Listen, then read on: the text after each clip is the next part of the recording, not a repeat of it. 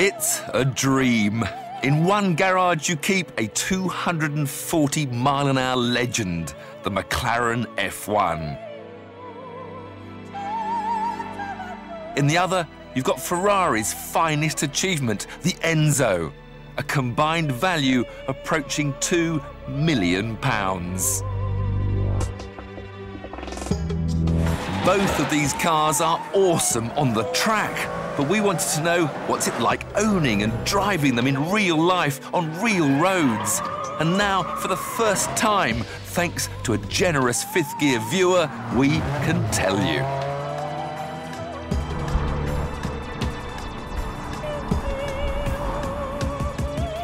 Chris Palmer is a self-made man who sees these delicious supercars as investments as much as toys. Probably, for me, they're as good as it gets.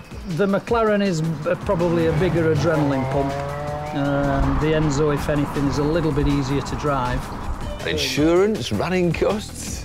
I don't back horses, so it's a vice that can be cheaper than gambling. With the cars back-to-back, we'll be able to tell you which gives the biggest thrill, which is the most expensive to run, and which drives the best. Son of mine. Come on, this is our Enzo for a day. There's nothing like this in supercar world. This is the supercar that looks more like a spaceship than any other. It's just stunning. And the closer you get, the more... I don't know, the more you want to open the door.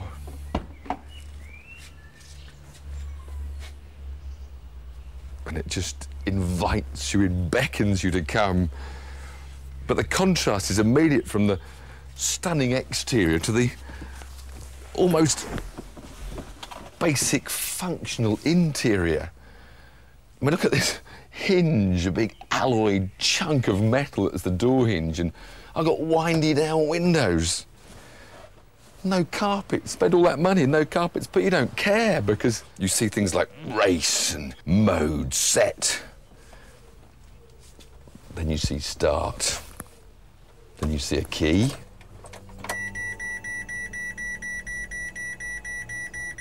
Lots of noises. Flip the paddles for N. Perhaps press the start button.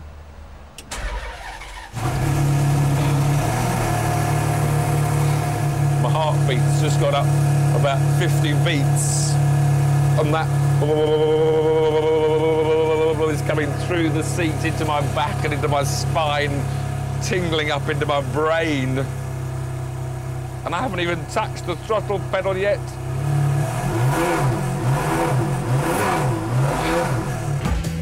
It's a car that gives you goosebumps, but the experience is slightly dampened because you know one day, just like the F40 and F50 before it, the Enzo will be replaced, whereas the F1 will exist forever as the McLaren flagship.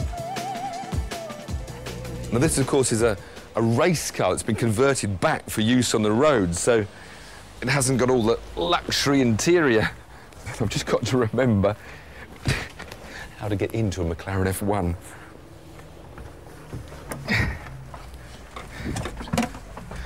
But once inside that brilliant driving position that Gordon Murray created, no beautiful dials in front of me, a race-spec dashboard, and this whole bank of carbon fibre surrounded switches.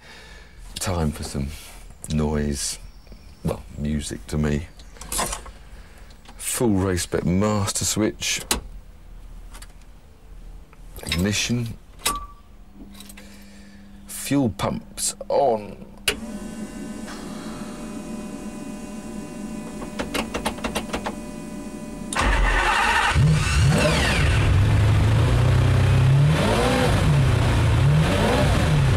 Now, stripped out for race spec, this car has lost like 300 kilos of weight, so it's lost all the sound deadening. So this is not going to be a quiet trickle when you drive the car. In fact, I noticed these headsets, because the only way you can talk to a passenger if you had one is with these. hopefully I'll be able to drive without them.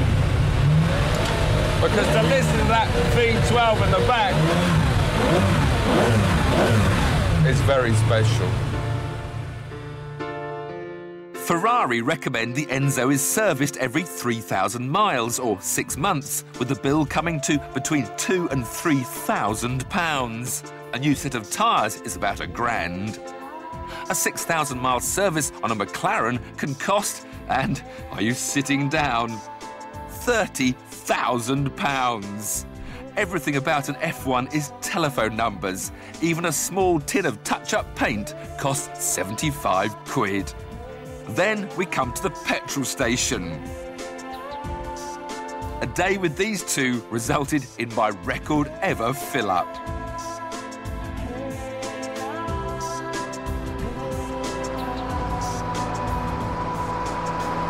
Now, whereas the Enzo does about 15 miles to the gallon, with the McLaren, you're going to be stopping at these fuel stations a bit more often, because this car in this specification does about 6 miles to the gallon.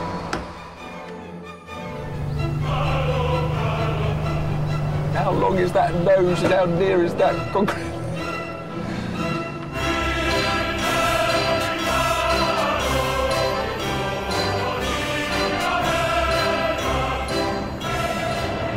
The funny thing is I've now done some proper mileage in an Enzo, and it's nothing like what I thought it was. It's not an animal at all. It's calm, it's relaxed, it doesn't spur you on. It's a very pleasant cruiser. And I think the reason why you feel so relaxed is the fact that you know there's so much extra performance available. You're never going to get anywhere near its limits on the public roads if you don't bother to try. But I guess there's one button I've got to try, and that's the race button. Just to see how different it feels, because it does sharpen up the engine and the suspension. So we'll just have it in the rev band, 3, then just press it and... Oh! The steering is now, sharpened a tad. The gear change should be a bit quicker. Suddenly I feel a bit egged on. It's amazing what a difference one button can make.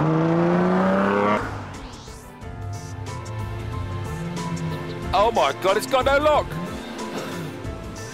It's got the racing rack, which is faster, and it's got no lock.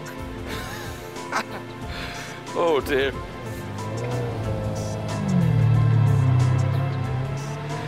I thought I'd drive this without this headset on, but it is so noisy, especially with the gearbox. In fact, if I didn't have this on, you wouldn't hear me speak. But I have to say, I feel a bit like a fighter pilot taking his F-16 down to the shops. This whole car just is saying, let's go, let's go. White circle with black diagonal lines across it, which means we can now go 3, 2... I've got a huge widescreen television in front of me on a PlayStation game. Whoa. Oh, it's going to get me into trouble. This car is going to get me into trouble. I think these headsets on, it makes me feel more like I'm in a racing car. I've got my crash helmet on, I'm in racing mode. I probably need to take them off in order to calm myself down, to listen to all the... to listen to all the noises of the car.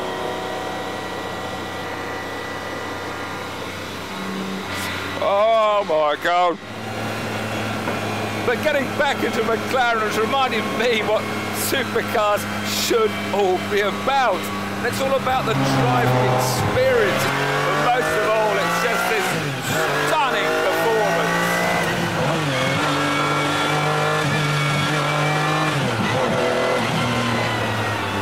Because I'm sitting in the most exciting, I say this in the most exciting road car ever built. You're still the baby.